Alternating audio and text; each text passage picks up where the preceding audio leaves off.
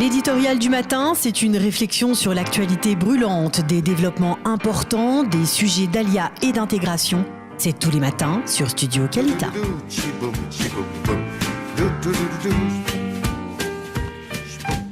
Docteur Ephraim Herrera, bonjour, Boker Tov. Ephraim Herrera, bonjour, vous m'entendez ? Oui, je vous entends très bien, et vous ? Merci, oui, on vous entend parfaitement. Merci d'être avec nous ce matin sur Studio Kalita. Nous allons parler avec vous de ce discours tout à fait étonnant de Mahmoud Abbas, discours prononcé devant les instances de l'OLP. Un discours presque sans précédent. Alors on ne parle pas même de l'insulte que Abbas a adressée à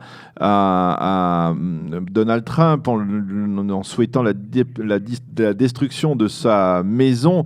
En arabe, c'est une insulte tout à fait particulière, mais parlons en particulier de ce qu'il dit, de la manière dont il définit l'État d'Israël et en utilisant, on va dire, un narratif qui est, on va dire, au bord de l'antisémitisme ou au bord du révisionnisme qui n'est pas loin de ce qu'il avait écrit dans sa thèse, Mahmoud Abbas. Alors, ce discours, c'est un discours qui est le reflet d'une forme de frustration, de colère. Comment vous l'expliquez soudain, ce discours de Mahmoud Abbas ? Je ne pense pas qu'il est soudain, il est consistant.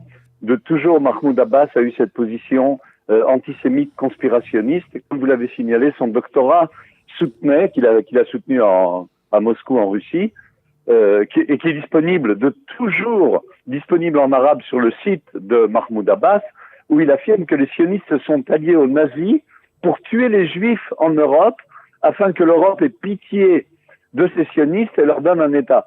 Donc ça, c'est sa conception de base depuis toujours. Elle est consistante depuis des dizaines d'années. On est étonné parce qu'il l'exprime cette fois-ci clairement devant l'Assemblée, en fait le Conseil palestinien, mais il n'y a rien de nouveau dans cette position.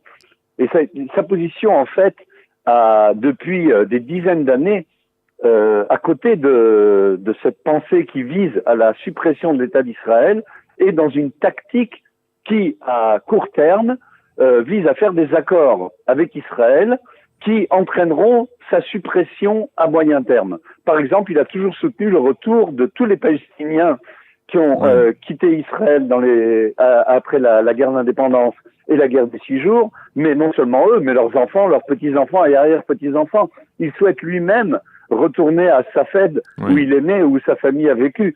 Donc en fait, il veut supprimer de l'intérieur l'État d'Israël. Mais alors, il n'y a rien de nouveau, mais pourquoi on a le sentiment qu'il a totalement disjoncté, on va dire, pour être poli, c'est-à-dire est-ce que c'est uniquement la décision de Donald Trump de reconnaître Jérusalem comme capitale de l'État d'Israël, ou bien il y a quelque chose derrière cela, il y a, on va dire, son âge avancé, il y a aussi sa frustration de voir son impopularité dans la rue palestinienne.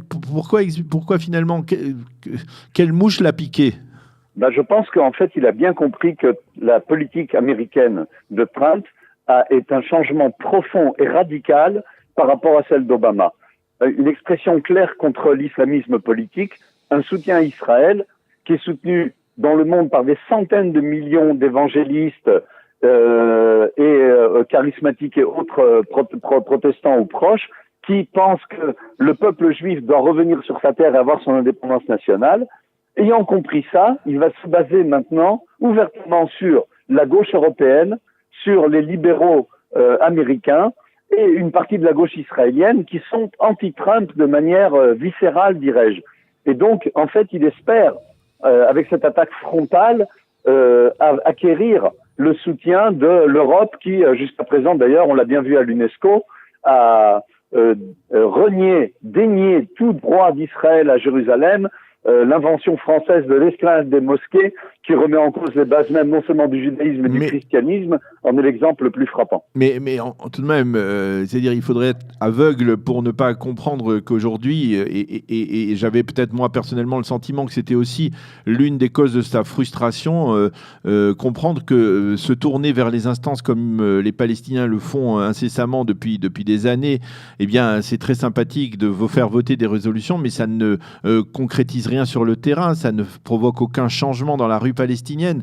Il ne le comprend pas, ça, Mahmoud Abbas, ou en tout cas ses conseillers, eux, ne le comprennent pas? Si, il le comprend très bien, mais je vous dis que du fait que maintenant la politique américaine a changé, il avait le choix à des compromis, et ça, il en est incapable, puisque c'est contraire à son idéologie de base. Il faut bien comprendre que la notion de peuple palestinien n'est pas, il n'y a pas de problème palestinien. Les Palestiniens sont la solution au problème qui est l'État d'Israël. C'est l'inverse. Donc on met toujours à chaque fois, il faut remettre les pendules à l'heure. Eux, ils sont le système qui permet de détruire l'État d'Israël. Maintenant, ils n'ont plus lieu d'être. Qu'est-ce qu'ils veulent faire? Nous, on vit toujours avec cet espoir que des terroristes antisémites corrompus qu'on a importés à l'époque des accords d'Oslo vont changer leur pôle, le loup va devenir un agneau et on va faire des accords de paix avec eux. Ça n'a pas marché dès le début et ça continue à ne pas marcher.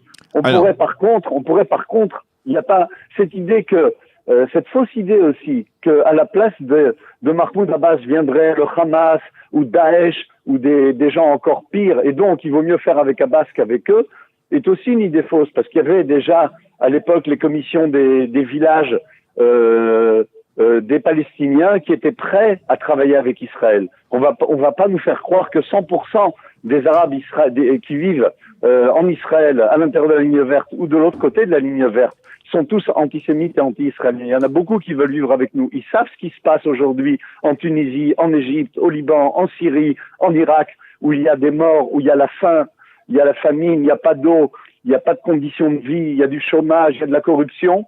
Donc, ils sont prêts à travailler avec nous. Ce qu'il faut, c'est cesser cette illusion de dire qu'en travaillant avec des terroristes antisémites, on arrivera à des accords.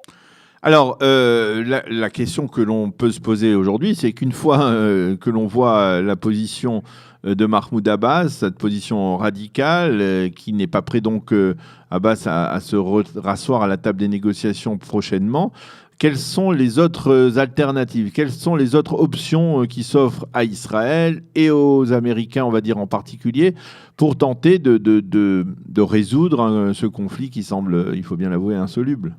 Ce qu'il faut, c'est ce que je viens d'indiquer. Il y a des chefs de tribus chez les Palestiniens, dans les territoires, chez les Arabes israéliens, chez les Bédouins, qui eux sont prêts à travailler avec Israël. La politique de la carotte et du bâton a très bien fonctionné dans les années 70 à Gaza, ce qui a permis c'était le général Maïmon à l'époque qui avait dit on peut vaincre le terrorisme avec ce système de carotte ou bâton, où ceux qui étaient prêts à travailler avec Israël avaient droit à l'accès à Israël, au travail, avec des conditions tout à fait favorables et un respect de leurs droits de base. Et puis ceux qui menaient toute tentative d'activité terroriste étaient directement soumis de manière immédiate et violente et sans concession. On peut y revenir. Le fait qu'aujourd'hui on autorise l'UNRWA à enseigner l'antisémitisme dans les écoles palestiniennes, y compris à Jérusalem-Est, c'est un scandale et il faut absolument l'arrêter. Et à ce moment-là, on aura une nouvelle génération qui ne sera pas formée à cette haine des Juifs.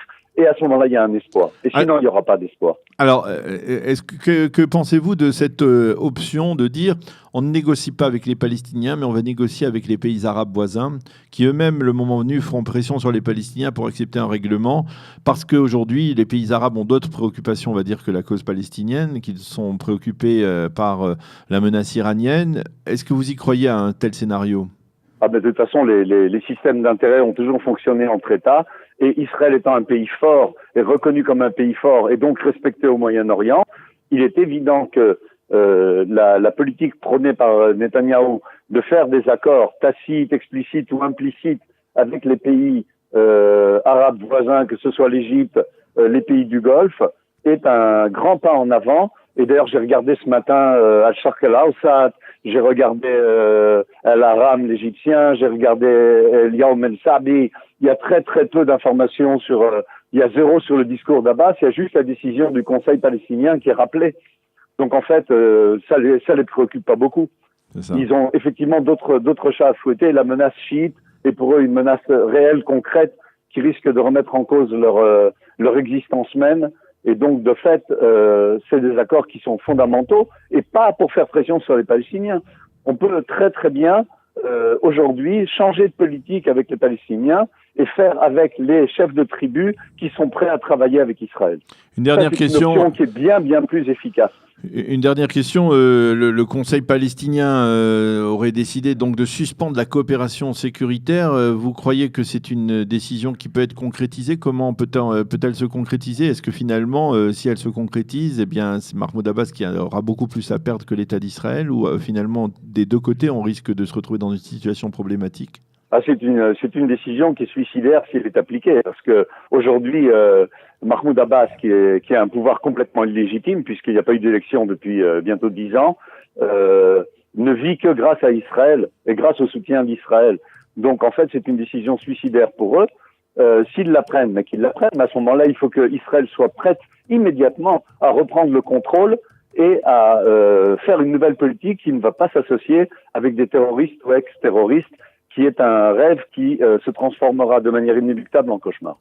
Eh bien, merci beaucoup, Dr Efraïm Herrera, de nous avoir aidé à décrypter ce discours étonnant de Mahmoud Abbas devant les instances de l'OLP. Merci d'avoir été avec nous ce matin sur Studio Kalita et bonne journée. Shalom, shalom. À vous aussi, au revoir. L'éditorial du matin, c'est une réflexion sur l'actualité brûlante, des développements importants, des sujets d'ALIA et d'intégration. C'est tous les matins sur Studio Kalita.